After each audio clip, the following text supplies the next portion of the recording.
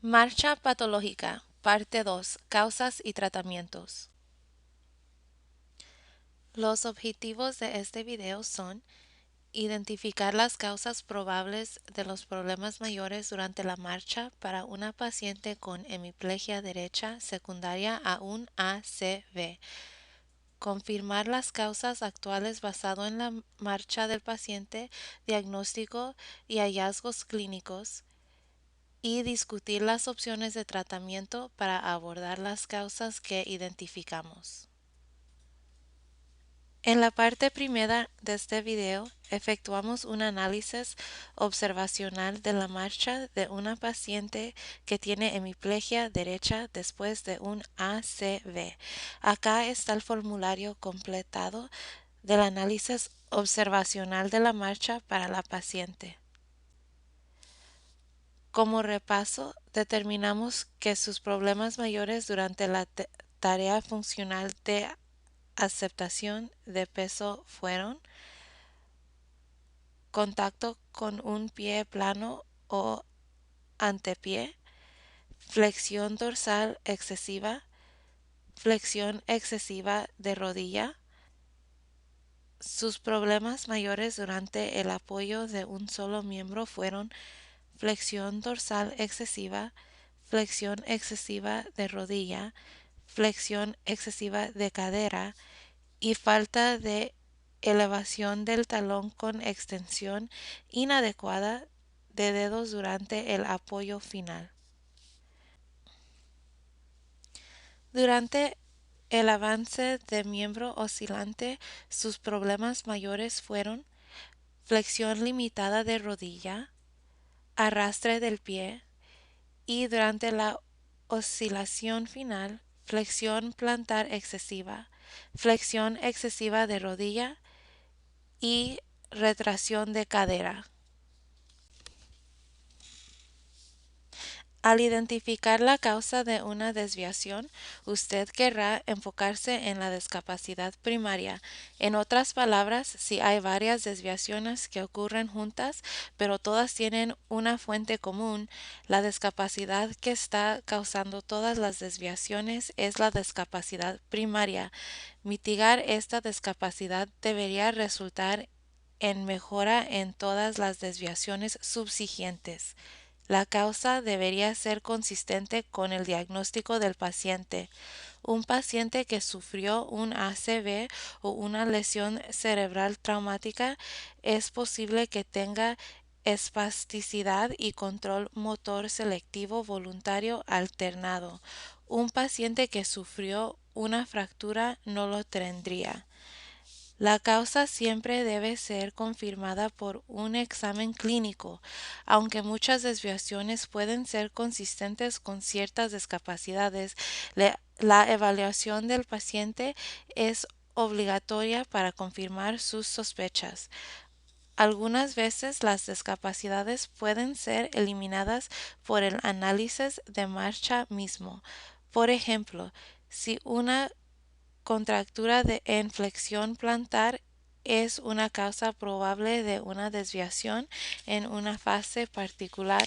Sin embargo, vemos el tobillo moverse hacia flexión dorsal en otra fase. Entonces, una contractura de flexión plantar no puede ser la causa de una desviación. Las causas se utilizan para dirigir el tratamiento. Los tratamientos diseñados a nivel de cuerpo, estructura y función, al ser combinados con tratamientos a nivel de actividad y participación, resultarán en una mejora mensurable en la función del paciente y servirán para avanzar el paciente hacia sus metas de largo plazo. Identificaremos las causas para este paciente por medio de revisar cada problema mayor. Se le pedirá entonces a usted pausar el video y escribir las causas más probables de este problema. Entonces eliminaremos las causas improbables basado en la marcha y diagnóstico del paciente. Entonces obtendremos una lista final de causas, de cual discutiremos opciones de tratamiento. El primer problema que discutiremos es contacto con pie plano o con antepié. Como se recordará, acordamos que durante el contacto inicial el paciente no asentó el pie con el talón. En vez de eso, ella asentó ya sea su antepié o un pie plano. Ambos son problemas mayores porque interfieren con la progresión hacia adelante con estabilidad que debería ocurrir durante la respuesta de carga. Por favor, detenga el video y escriba su lista de causas posibles para esta desviación. Cuando esté listo, reanide el video. Las causas posibles para contacto inicial con un pie plano o antipié son espasticidad de los flexores plantares, una contractura de flexión plantar, flexores dorsales débiles, control motor selectivo alterado, cuádriceps débiles o dolor en tobillo o pie.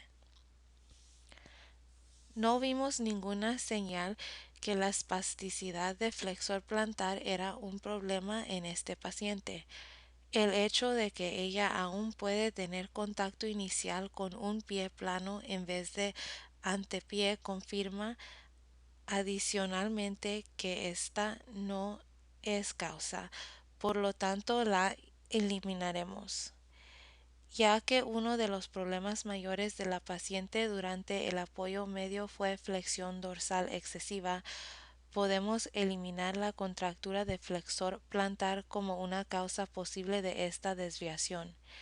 Este es un caso donde el análisis de marcha mismo nos ayudará a refinar las causas que afectan la marcha de una paciente individual. Vimos flexión plantar excesiva durante la oscilación media, así que es posible que la paciente tenga debilidad de flexor dorsal. Esto puede estar asociado con otra causa posible de control motor selectivo voluntario alterado. Aquí tenemos la prueba de control motor vertical de la paciente para flexión de tobillo.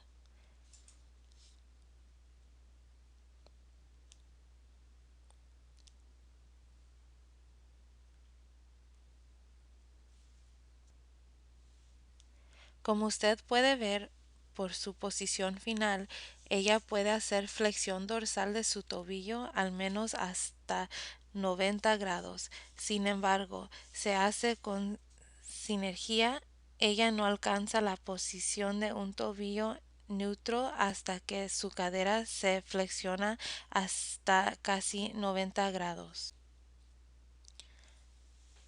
Por lo tanto, diríamos que ella tiene debilidad de flexor dorsal porque ella no puede generar suficiente fuerza para la flexión dorsal del tobillo hacia la posición neutra sin sinergia completa de flexión y ella tiene control motor selectivo alterado. La debilidad de cuádriceps puede ser una causa de contacto inicial con el antepié. En esos casos, el contacto inicial con el antepié es compensatorio para cuádriceps débiles. Recuerde que nuestra paciente tiene flexión excesiva de rodilla durante el apoyo. Esta postura requiere actividad de los músculos cuádriceps para mantenerse. Una vez más, al considerar otras fases de la marcha de la paciente, podemos eliminar cuádriceps débiles como causa de su desviación. Aunque es posible que una paciente pueda tener dolor de tobillo o de pie después de un ACV, es poco probable y podemos eliminar eso como una causa de contacto o de pie plano o antepié en esta paciente.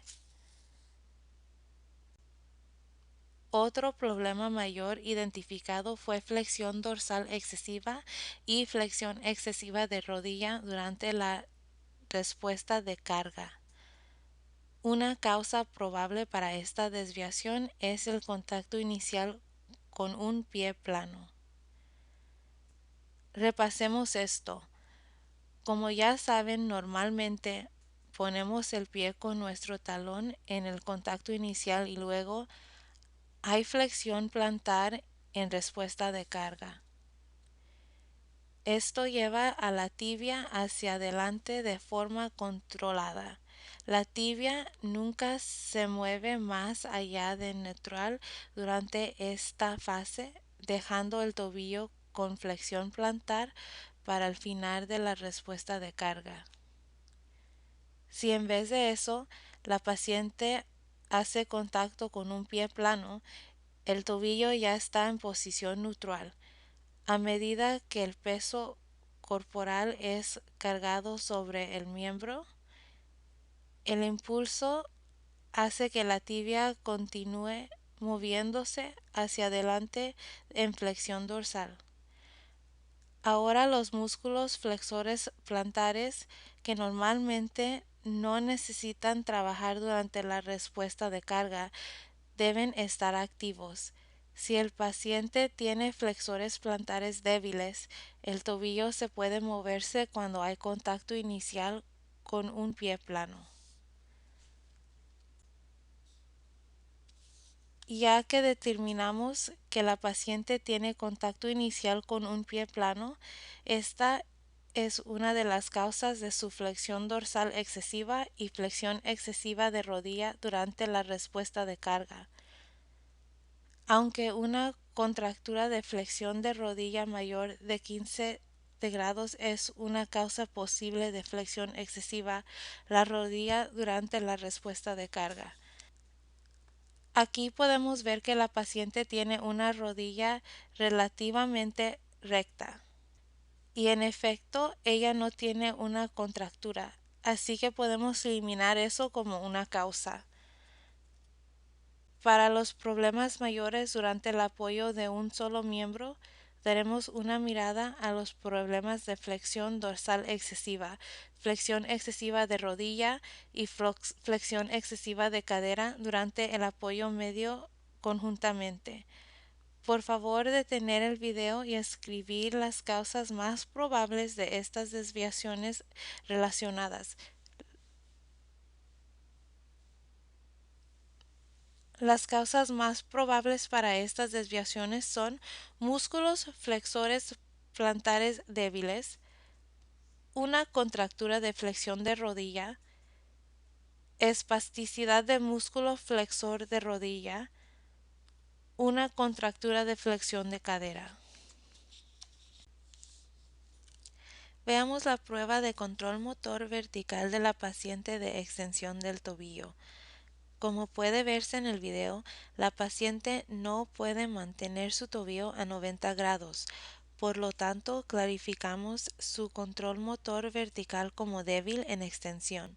También vemos su tibia tambalearse a medida que ella intenta mantener la estabilidad. Aunque no vimos su tobillo tambalearse cuando ella caminó, esto podría sugerir propiocepción alterada. La prueba de control motor vertical confirmó debilidad de músculo flexor plantar. Ya acordamos que la paciente no tiene una contractura de flexión de rodilla y no hay evidencia durante su caminata para sugerir espasticidad de músculos flexores y en efecto ella no tiene ninguna. Por lo último, está la interrogante de una contractura de flexión de cadera. De nuevo podremos decidir mucho viendo el ciclo entero de marcha. Aquí está la paciente justo después del final del apoyo final, cuando su cadera está lo más recta. Vemos una leve flexión de cadera, pero no tanto como vemos. Acá durante el apoyo medido y acá durante el control motor vertical, cuando ella tiene asistencia manual para estabilidad, ella claramente no tiene contractura de flexión de cadera. Por lo tanto, podremos eliminar las contracturas como causas para su posición flexionada durante el apoyo de un solo miembro.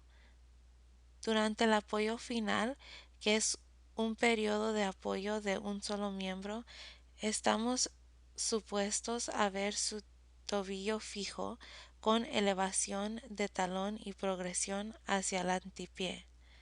En esta paciente no vimos estos movimientos normales, en vez de eso vimos que no había elevación de talón con extensión inadecuada de dedos. Tome un momento para pensar sobre las causas más probables de estas desviaciones relacionadas. Las causas más probables de falta de elevación del talón y el resultado de una extensión inadecuada de dedos son los flexores plantares débiles y dolor de tobillo, pie o dedos. Ya confirmamos que la paciente tiene músculos flexores plantares débiles y que ella no tiene dolor de tobillo. Pasando avance de miembro oscilante, un problema mayor fue flexión limitada de rodilla, especialmente durante la pre-oscilación. Por favor, detener el video para enumerar las causas más probables de flexión limitada de rodilla en esta paciente. Las causas de flexión limitada de rodilla, especialmente durante la preoscilación, son flexores plantares débiles. Esto es porque hay elevación de talón durante el apoyo final que prepara al miembro para estar en la posición apropiada biomecánicamente para la preoscilación cuando no hay elevación de talón. Hay menos un miembro regresado y la flexión de rodilla pre-oscilación es limitada. El dolor en el tobillo, pie o dedos también puede traducirse en una falta de deseo de progresar hacia el antepié. Esta falta de progresión hacia el antepié resulta en extensión inadecuada de los dedos y flexión plantar durante la preoscilación. Nuevamente, estas posiciones son necesarias para que ocurran los 40 grados de flexión de rodilla preoscilación. El control motor selectivo alterado también puede afectar la flexión de la rodilla oscilante. Esto es especialmente cierto durante la preoscilación, que es un evento de apoyo. Ya que el peso todavía está sobre el miembro de apoyo, una persona que depende de la sinergia para estabilidad de apoyo y avance del miembro oscilante tiene dificultades en la transición entre estas dos posturas. El movimiento recíproco rápido y la descarga de peso del miembro a menudo están alterados. La espasticidad de cuádriceps puede limitar la flexión de rodilla, especialmente durante la preoscilación, porque la flexión de rodilla que ocurre durante esta fase es pasiva.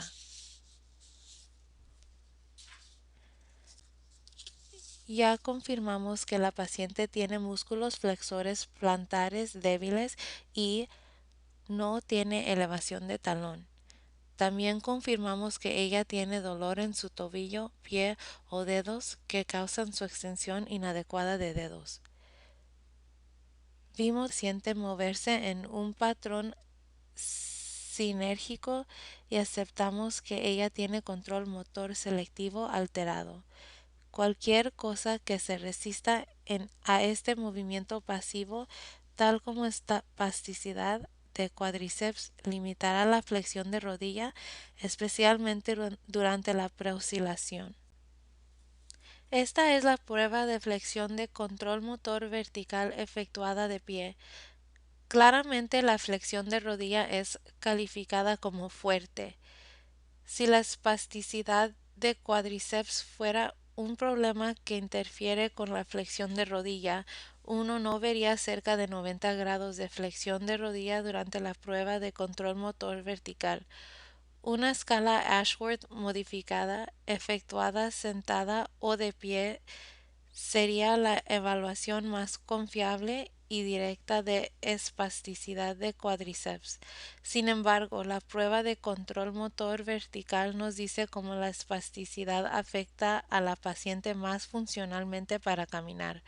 Basado en estos resultados, espasticidad de cuádriceps no es una causa de flexión limitada de rodilla.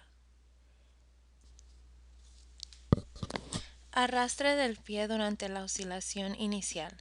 Tome un momento para preparar su lista de causas más probables de arrastre del pie.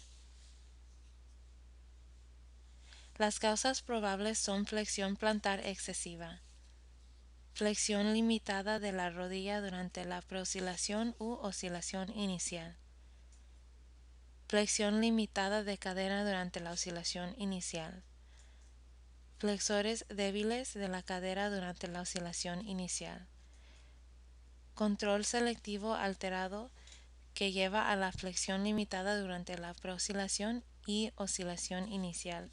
Recuerde que el arrastre ocurrió durante la oscilación inicial y durante esa fase se supone que el tobillo tenga una flexión plantar de 5 grados.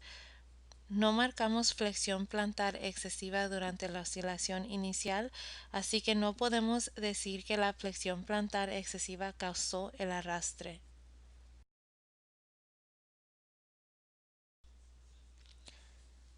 Sabemos que la flexión de rodilla es el mecanismo primario para despegar el pie del suelo al caminar, y como acabamos de discutir, la paciente tiene flexión limitada de rodilla, especialmente durante la preoscilación. La paciente también tuvo flexión limitada de cadera durante la oscilación inicial, lo que contribuiría a un arrastre del pie. Como discutiremos próximamente, la paciente exhibió flexión excesiva de cadera durante la oscilación final. También vimos su prueba de control motor vertical para flexión y vimos que ella flexionó su cadera más de 60 grados, lo que le da una calificación de fuerte. Esto confirma que la debilidad de los flexores de cadera no es una causa de su flexión limitada de cadera y el arrastre del pie resultante.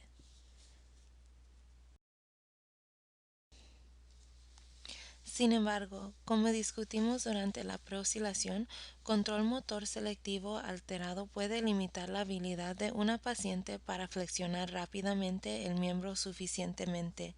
Es probable que el control motor selectivo alterado es una de las causas de su arrastre del pie.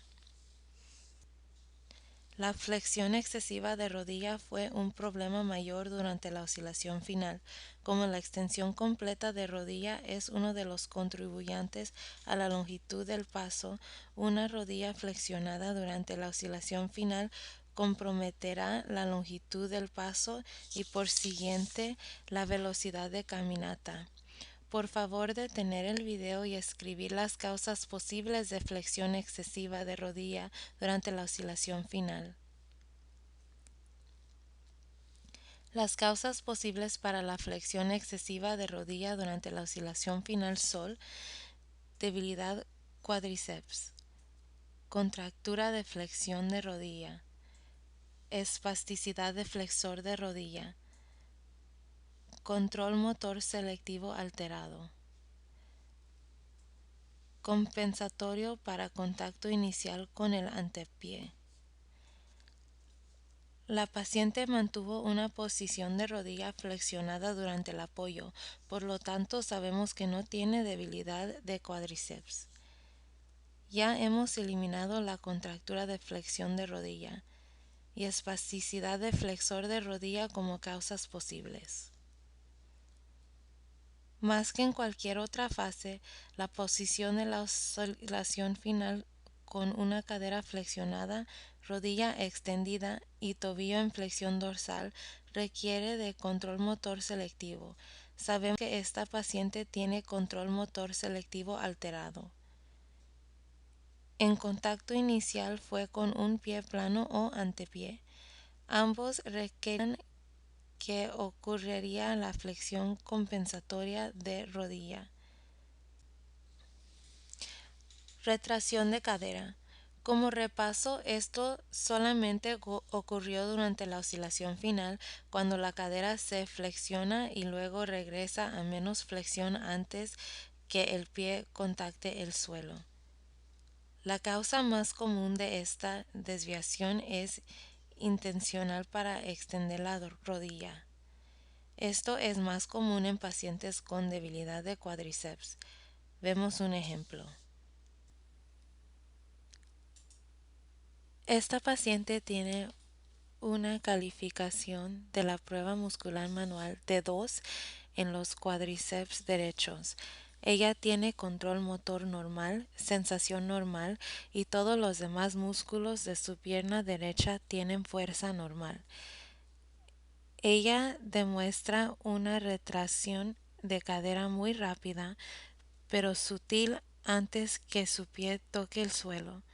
Ella hace esto para evitar la alta demanda para los cuádriceps durante la respuesta de carga.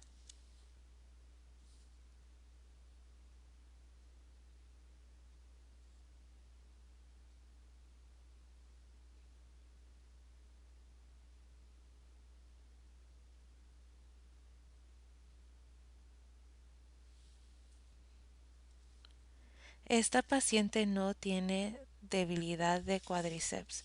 Nuevamente, vemos el papel del control motor selectivo en mantener la posición en la oscilación final. En pacientes con control motor selectivo alterado, a medida que tratan de extender la rodilla para poner el pie en el piso, la cadera también se extiende, lo que resulta en una retracción de cadera. Control motor selectivo alterado es la causa de la retracción de cadera durante la oscilación final. Resumamos todas las discapacidades de la paciente y los problemas que éstas causan en la marcha de la paciente. Flexores dorsales débiles. Provocaron un pie plano o un antepié en el contacto inicial. El control motor selectivo alterado también contribuyó a un contacto inicial con pie plano o antepié, así como también a flexión reducida de rodilla en la preoscilación y oscilación inicial, flexión excesiva de rodilla en la oscilación final y retracción de cadera en la oscilación final. Flexores plantares débiles causaron exceso de flexión dorsal, flexión de rodilla y flexión de cadera en apoyo medio. Falta de elevación del talón en apoyo final y flexión limitada de rodilla en preoscilación. El tratamiento puede ser pensado para que tome dos rutas simultáneas. Una es una órtesis apropiada que puede mejorar alineamiento y corregir algunas desviaciones. La otra ruta es la terapia física. La terapia proporcionará impacto de más largo plazo en las áreas de la CIF de actividad y participación.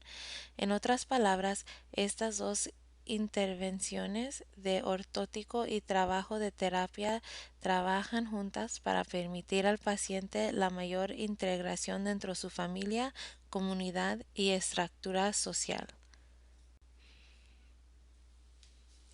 Al elegir una órtesis, sabemos que una CAFO u órtesis que va sobre la rodilla hasta la cadera solamente se utiliza en casos de debilidad de cuádriceps que el paciente no puede compensar de otra manera.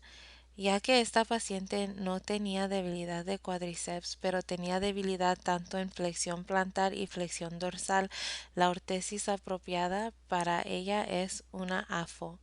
Para esta paciente, una AFO puede reducir la flexión dorsal durante el apoyo medio, promover que se levante el talón durante el apoyo final, Es posible que una AFO pueda promover el contacto inicial con el talón, aumentar la flexión de rodilla durante la preoscilación y reducir el arrastre del pie. Antes que recomendamos una AFO, debemos tener claro lo que queremos que haga el dispositivo.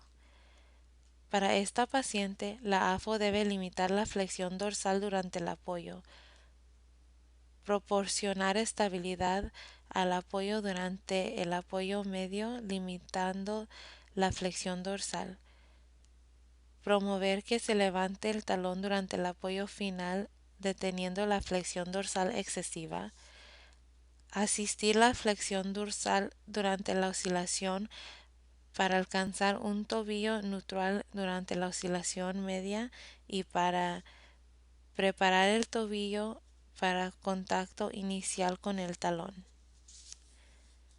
Al considerar qué tipo de AFO necesita la paciente, una opción es una AFO articulada. Hemos acordado que ella no tiene espasticidad significativa. No hay flexión plantar excesiva en apoyo medio. No hay tambaleo durante la marcha. No hay empuje de extensión. No hay dolor. Su propiocepción no fue probada, así que no sabemos si está alterado o no. Aunque no se tambalea durante la marcha, vimos que su tibia oscilaba durante la prueba de extensión de tobillo, lo que seguiré que su propiocepción podría estar disminuido. Dado que la flexión dorsal excesiva fue uno de sus problemas principales, si fuera a tener una AFO articulada, sería una de estas que tienen una correa para detener la flexión dorsal o canales ajustables para controlar la cantidad de movimiento. Estas órtesis permiten flexión plantar, pero tiene resortes u otros componentes en la articulación del tobillo para ayudar con la flexión dorsal. La única AFO articulada que sería inapropiada para esta paciente sería una que permite flexión dorsal, pero que limite la flexión plantar como esa que está mostrada aquí. Puesto que uno de los problemas mayores del paciente durante apoyo medio es flexión dorsal excesiva, una AFO que permite la flexión dorsal libre no mejoraría su marcha. Dada la posible propiocepción alterada de la paciente y la facilidad de fabricación, otro tipo de AFO que podría ser apropiada para esta paciente es una AFO fija o sólida. Repasemos el ajuste adecuado de una AFO fija. Recuerde que una AFO detiene la flexión dorsal proporcionando una fuerza contraria sobre la tibia. Para maximizar esta fuerza, queremos que la AFO esté tan alta en la tibia como sea posible. Sin embargo, el nervio peroneo común que se envuelve alrededor del cuello del peroné, que es justo por debajo de la cabeza del peroné. Por lo tanto, la altura apropiada de una AFO que proporcionar estabilidad de 2 dedos debajo del cuello del peroné. Podemos fácilmente palpar la cabeza del peroné. Para comprobar la altura de una AFO, colocar 2 dedos debajo de la cabeza sobre el cuello del peroné. La parte superior de la AFO debería llegar a esa línea. En este sitio podemos tener garantía de un máximo de control sobre la tibia durante el apoyo y que la AFO no afectará al nervio ni le causará daño. Una lesión del nervio peroneal resultará en adormecimiento del dorso del pie y debilidad en el tibiales anterior, el extensor del dedo gordo del pie largo, dos extensores de los dedos largos y dos peroneos. El siguiente requerimiento de una AFO fija es que el tobillo esté en 3 a 5 grados de flexión dorsal cuando el paciente está con zapatos. Esto permite una progresión hacia adelante de la tibia durante el apoyo medio. Esta es una foto de una paciente con una leve flexión dorsal en su AFO. Para detener la flexión dorsal, la línea de corte o frente del AFO debe llegar anterior a malelo o articulación del tobillo.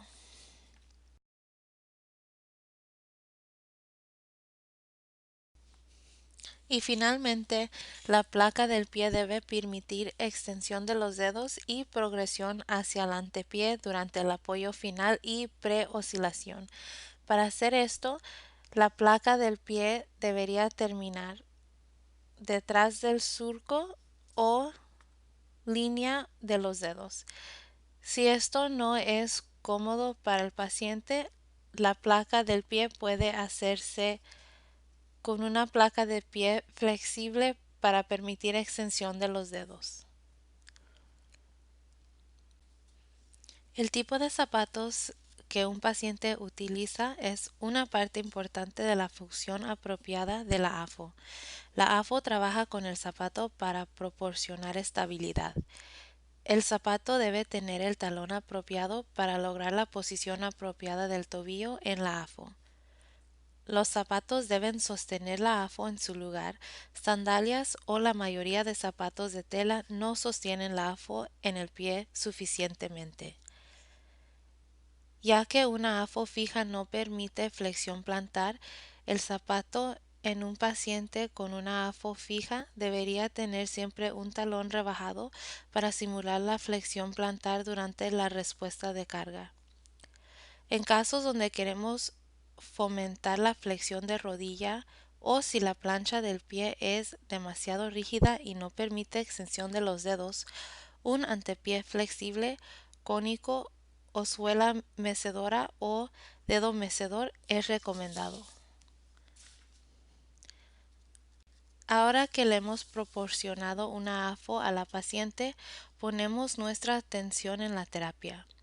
Discutiremos opciones para terapia utilizando el modelo SIF, dirigiendo nuestros tratamientos a nivel de cuerpo, estructura y función y luego finalmente al nivel de actividad y participación.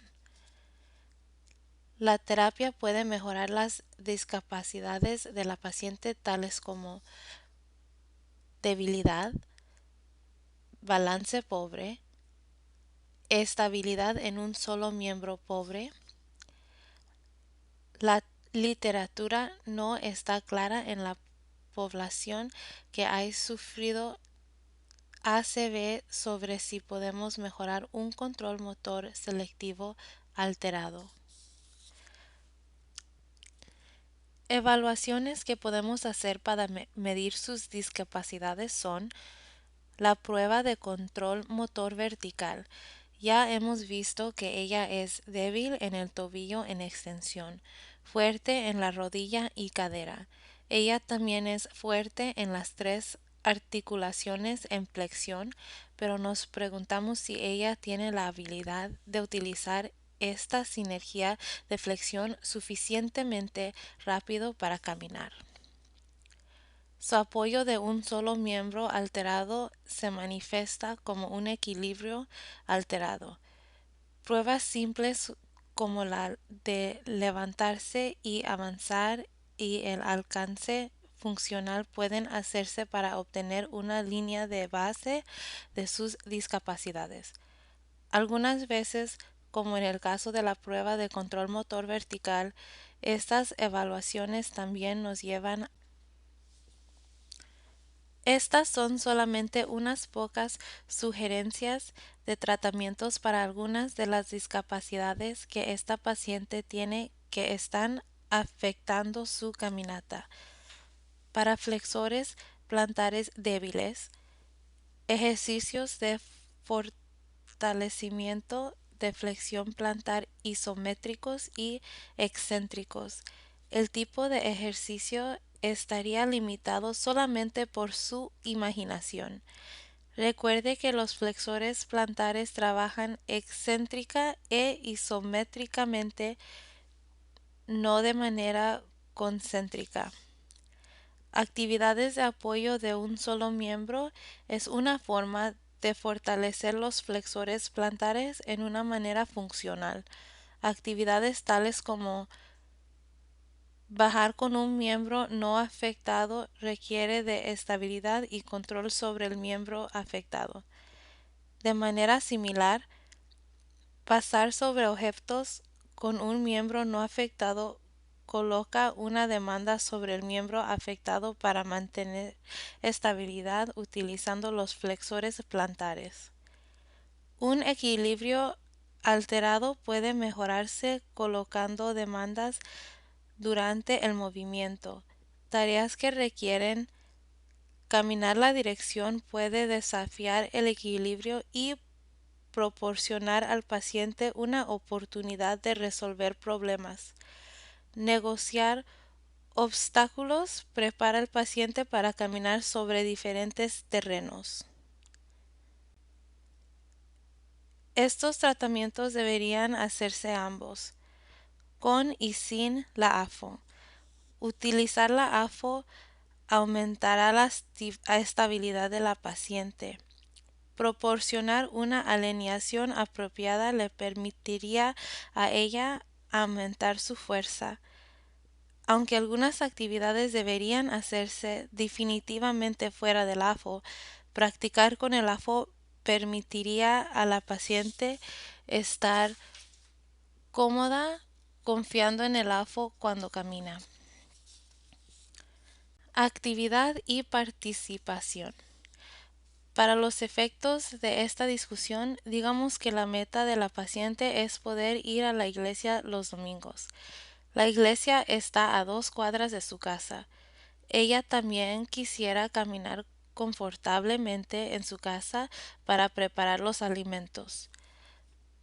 Para la meta de caminar a la iglesia y dentro de su casa, la paciente necesita suficiente velocidad de caminata, resistencia, la habilidad para caminar sobre terreno diverso, la habilidad para caminar en ambientes variados y, si ella quiere cocinar y hacer otras actividades en casa, ella necesita poder caminar mientras hace otras actividades. Antes de comenzar la terapia, pueden hacerse algunas medidas de actividad y participación. Las más simples son la prueba de caminata de 10 metros. Esta puede hacerse al paso cómodo de la paciente y caminata rápida. Estas pruebas pueden hacerse con el AFO para documentar el ajuste y la función del soporte y para documentar la comodidad del paciente con el AFO. La resistencia puede probarse de 2 maneras. Usted puede documentar el tiempo que le toma a la paciente caminar una distancia establecida o predeterminada tal como 400 metros. O usted puede evaluar cuánta distancia cubre la paciente en un tiempo establecido o predeterminado. Lo recomendado es 5 o 6 minutos. Elija un área que usted conoce bien a modo que pueda medir o estimar la distancia. Cualquiera de estas son buenas herramientas para que la paciente vea su progreso. Las escaleras son una parte de caminar en la comunidad. Practicar en escaleras también desarrolla equilibrio y estabilidad de un solo miembro. También proporcionar al paciente una oportunidad de practicar flexión rápida de miembros para la oscilación. Usted puede seleccionar un conjunto típico de gradas. Mida el tiempo que le toma a la paciente subir y bajar las gradas. Si su equilibrio no es suficiente, usted puede ayudarle a voltearse y medir el ascenso y descenso separadamente. Si ella puede hacerlo, mídalos juntos, y ya que eso presenta una medida más funcional. Algunos tratamientos enfocados a actividad y participación son trabajar en velocidad de caminata. La literatura muestra que caminar tan rápido como sea posible resulta en una velocidad de caminata confortable mejorada. Esto sigue el mismo principio que usted necesita practicar una actividad que es desafiante, hacer errores y resolver problemas. Si la paciente siempre camina a una velocidad que ella puede manejar, seguramente ella nunca será desafiada o tendrá una oportunidad de hacer errores. Esta caminata puede hacerse en una banda caminadora o sobre el suelo. Las investigaciones han mostrado que en pacientes después de un ACV ambos métodos son igualmente efectivos siempre que la intensidad, que tan rápido y que tan lejos, sea la misma. La resistencia es una discapacidad, pero la aptitud física cardiorrespiratoria es necesaria para que la paciente pueda caminar las 2 cuadras a su iglesia y tenga la habilidad de caminar durante el día en su casa.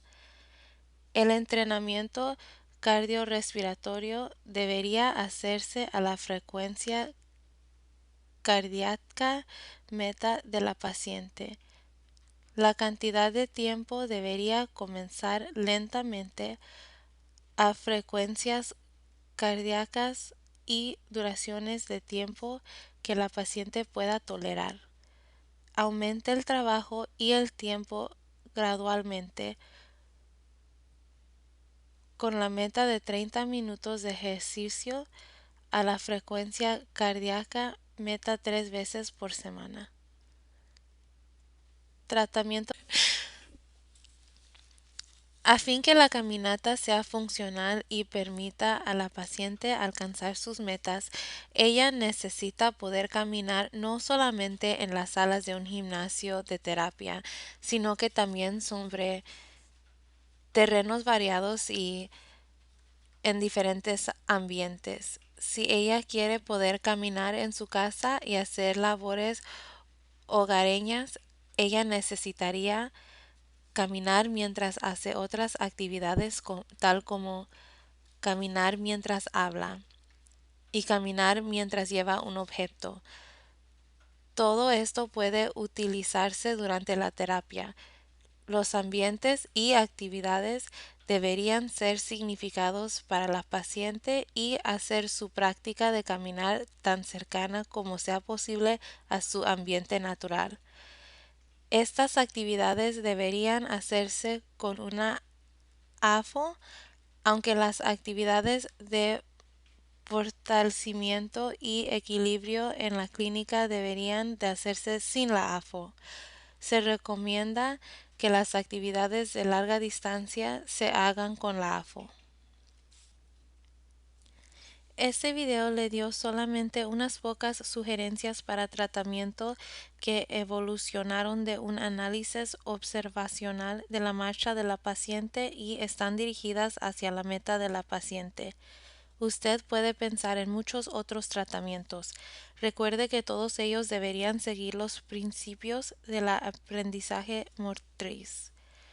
Los tratamientos deberían ser orientados hacia tareas. Ellos deberían enfocarse en la meta de largo plazo de la paciente. A veces la terapia se enfoca en un impedimento específico. A lo largo del proceso de trabajar en el impedimento, tal como fortalecer un músculo, asegúrese de retornar a la actividad, tal como estar de pie y después caminar, donde ese impedimento es un problema. Las tareas deberían ser significadas para la paciente. Una tarea significativa es una donde la paciente se conozca su impacto sobre sus metas. La terapia debería permitir errores. Eso se refiere al concepto de que una tarea debería ser suficientemente desafiante para que la paciente haga errores. Si es demasiado fácil, no ocurre un aprendizaje. En vez de eso, usted quiere que hagan errores a modo de que ellos puedan resolver problemas. Aquí es cuando ocurre el aprendizaje motor y la neuroplasticidad y finalmente la paciente necesita mucha práctica. Nadie puede hacer suficiente práctica en terapia. Esa práctica debe continuar en casa. Asegúrese que el programa de ejercicio en casa es hacer que la paciente practique una habilidad que usted ya le ha enseñado. Un programa de ejercicio en casa no es el lugar para que la paciente haga una tarea o una habilidad por primera vez. Los programas de ejercicio en casa son más exitosos si han sido revisados y modificados con la terapista. Para evaluar el progreso de la paciente, usted necesita reevaluar a la paciente. Eso puede hacerse efectuando otros análisis observacional de la marcha para ver si su tratamiento ha cambiado algunas de las expresiones que usted observó. Usted también puede utilizar las mismas medidas objetivas que utilizó inicialmente. Busque mejoras en los valores. Evalúe a la paciente con y sin AFO. Esto le permitirá ver si la AFO es apropiada para la paciente, si la paciente necesita más entrenamiento con la AFO o si la AFO necesita ser modificada. Pregunte a la paciente cómo se siente comparada con su evaluación inicial. ¿Hay cosas que ella puede hacer ahora que no podía hacer antes? ¿Qué ha aprendido ella? ¿Qué es todavía un desafío? Las respuestas a eso pueden ayudarle a dirigir las siguientes sesiones de tratamiento. Esté preparado y anuente a modificar el tratamiento según sea necesario. Modifique el programa de ejercicio en casa de la paciente según sea necesario. Nadie quiere ni debería hacer el mismo ejercicio por meses y meses. Asegúrese que quitarle esos ejercicios a medida que la paciente domina la habilidad a modo de que usted pueda añadir nuevos ejercicios. Manténgalo en un máximo de 6 ejercicios. Dele el alta cuando las metas se alcancen. La terapia no es una búsqueda de toda la vida. La forma física sí lo es. En resumen, estos dos videos proporcionaron una oportunidad de efectuar un análisis observacional de marcha en un adulto con hemiplegia después de un ACV. Después de efectuar el análisis de marcha, determinamos las desviaciones en la marcha de la paciente. Identificamos sus problemas mayores durante la marcha. Identificamos las causas de estos problemas. Luego, integrando las metas de la paciente, recomendamos una órtesis y diseñamos un tratamiento para abordar las discapacidades y factores de actividad y participación que interfieren con el alcance de sus metas. Esperamos que usted haya encontrado este video útil.